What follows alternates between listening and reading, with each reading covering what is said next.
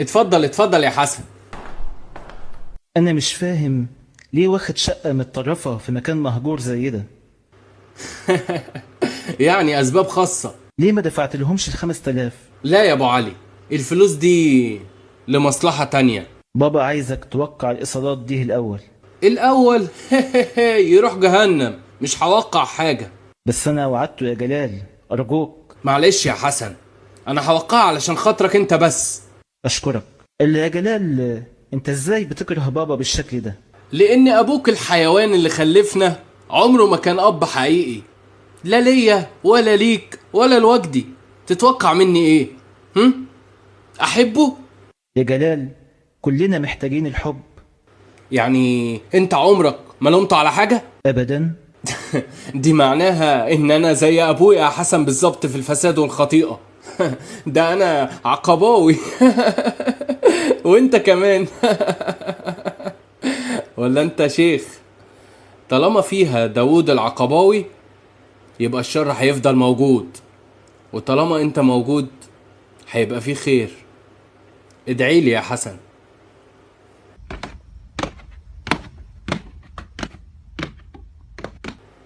عارف مين اللي جاي دلوقتي؟ مين؟ نادية، البت الحلوة الشيك اللي كل الشبان هيتجننوا عليها. هي واقعة في مشكلة تخص والدها، محتاجة تستلف فلوس مني، انا هساعدها. هي دي المصلحة يا ابو علي.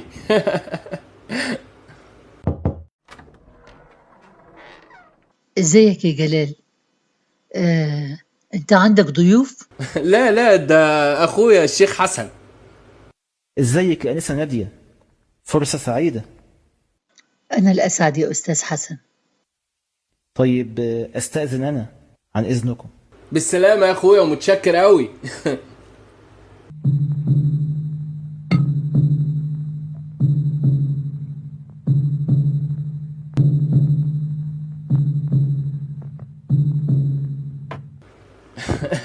اتفضلي اتفضلي. نورت شقتي المتواضعة. هو انتي ليه متخفية كده؟ علشان سمعتك. انت عارف، انا كنت حابة نلتقي بمكان تاني، بس انت اللي اصريت يكون في شقتك. انا محرجة منك ومش حابة اي حد يشوفني ازورك. لا حول الله يا نادية، يا نادية انا بمدلك ايدي تقومي تسمي بدني بكلامك ده؟ معقول؟ على العموم انا مقدر حالتك النفسية وخوفك على والدك. تشربي حاجة؟ شاي، قهوة، عصير؟ 5000 من فضلك. انت قلت لي انها هتكون جاهزة، ولا كلامك كان كذب زي عوايدك؟ حتى لما بتسأليني وتطلبي مني الفلوس بتهنيني. انتي انسانة متكبرة يا نادية. بكرة هيعملوا فرز لخزنة بابا، وهيكتشفوا ان في 5000 مفقودة. بابا طبعا هيكون مسؤول، لأنه فعلا أخذ الفلوس وكان حيرجعها، ده بس ضرب بيها في البورصة. وانت وعدتني ب5000 جنيه. أنا مش بشحت منك يا جلال، أنا هاخدهم سلف وهردهم لك. طب ايه رأيك تعتبري الفلوس دي مهرك، واجي بيتكو بكرة اطلب ايديكي؟ دي هتبقى إهانة أكبر ليا. انت ازاي تفكر كده؟ مش معنى ان استلفت منك انك تتجرأ وتطلب طلب زي كده. انت عارف أنا مين وانت مين؟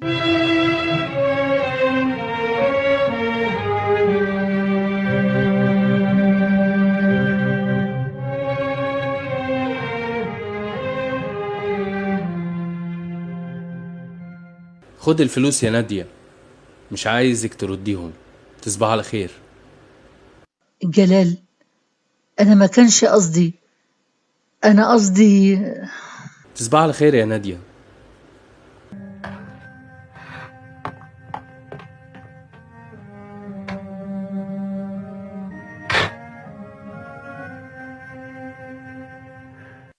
وبعد مدة جت الشرطة وقبضت على جلال على موضوع الخناقة والتلفيات اللي في الكباريه.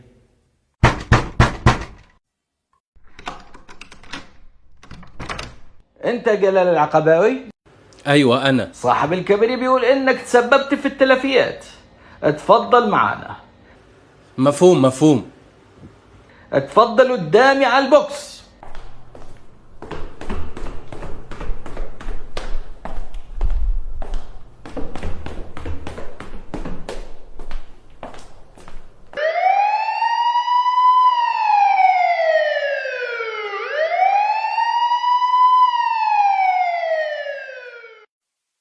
وبعد فترة وهو في السجن جلال العقباوي زيارة.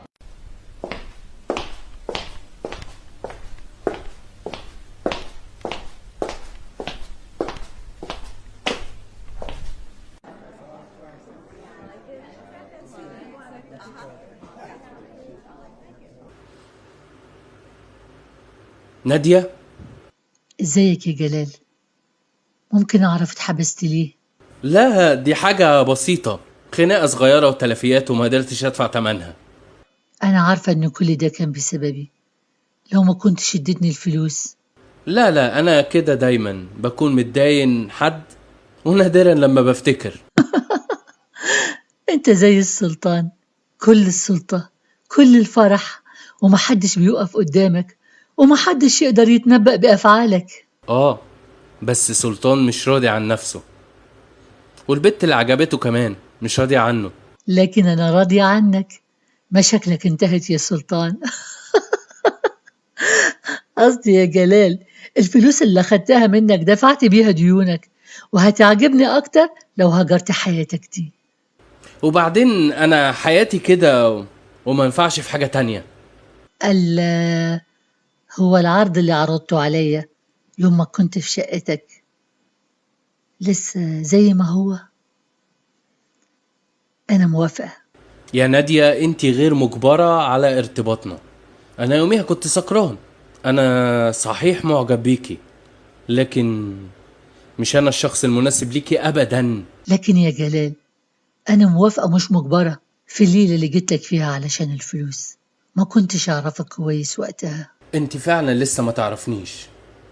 انا كنت عايزك بس ما جاتليش الفرصة. كنت دايما في احلامي ومعايا وبكلمك كأني مجنون. وعلى فكرة ما كانش في نيتي اديكي مليم واحد، وفجأة ما قدرتش اقاوم اني اكون الانسان النبيل الشجاع. انقذي نفسك مني يا نادية. أنت أنقذتني وأنقذت بابا. تعرف باين عليا ورثة. أنا فعلا بقيت غنية. جدتي هدتني مهر 80,000 جنيه، والفضل يرجع لك. طب ليه ما اتصلتيش بيها عشان الفلوس؟ ما كنتش عاوزاها تعرف إن بابا عمل كده. كانت هتحرمني من فلوسها وتتبرأ مني. لكن أنت بفضلك وبكرمك غيرت حياتنا، وأنا عايزك تشاركني حياتي وفلوسي. انت مش مديونالي بشيء يا نادية. أنا مديونة لك بكل شيء. أنا بحبك. أنا حاسة إني عايش معاك في الجنة. يلا ابعت لأبوك وأخواتك أرجوك. أنا عايزة أتعرف على عيلتك. دول خلاص بقوا عيلتي. فكري كويس بس يا نادية، انا ما عنديش وظيفة ولا فلوس تكفينا احنا الاتنين. كل اللي عملته اني اخدت جزء من فلوسي من والدي. كل ده ما يهمنيش. كل اللي يهمني إنك تحبني زي ما بحبك.